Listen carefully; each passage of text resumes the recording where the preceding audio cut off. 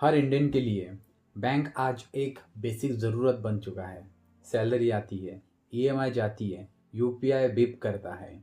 लेकिन सोचो, कब और कैसे इंडिया में पहले बैंक बना था और बैंक के आने से पहले लोग पैसा कहाँ रखते थे? एक क्वेश्चन मार्क है।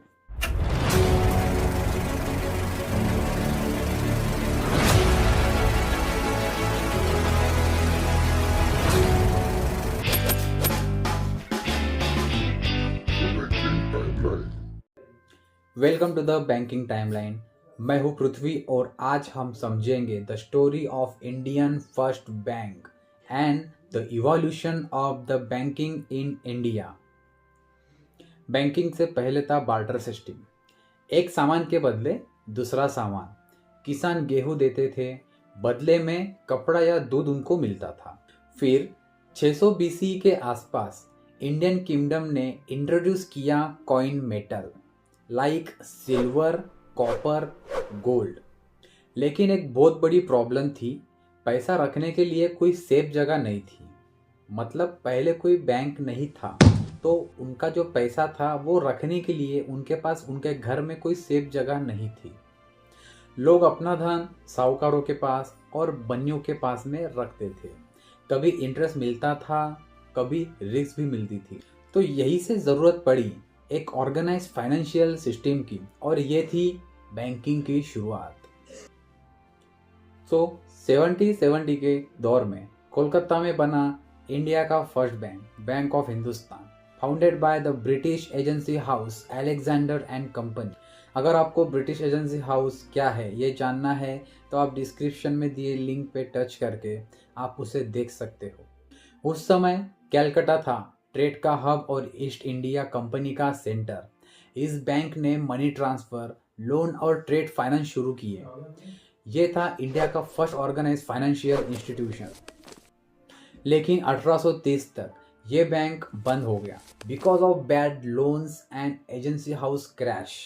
फिर भी इसने दिया इंडिया को मॉडर्न बैंकिंग का foundation. Next came the presidency banks, the pillar of British India's finance.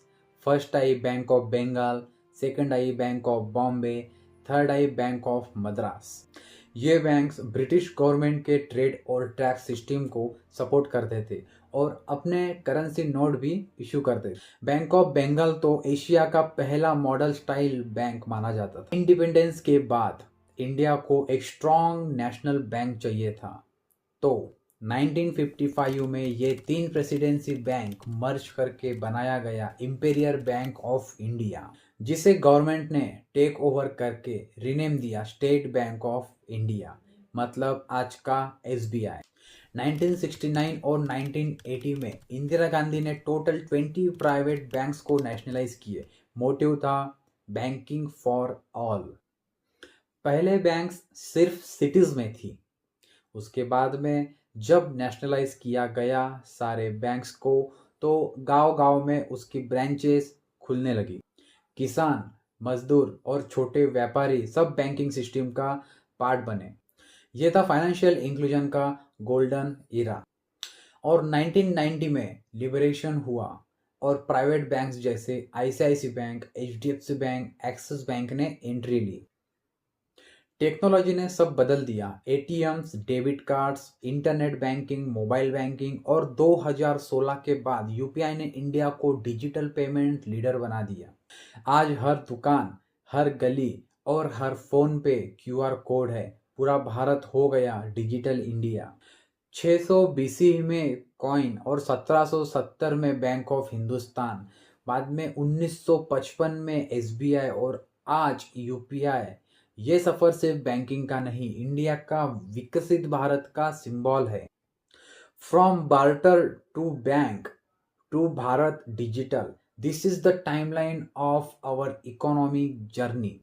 तो दोस्तों, ये थी कहानी इंडिया के फर्स्ट सिस्टम की, from the first Indian bank to the digital as.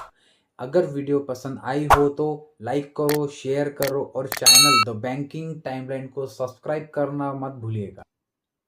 मैं हूँ पृथ्वी और मिलते हैं नेक्स्ट वीडियो में with another chapter of the banking timeline.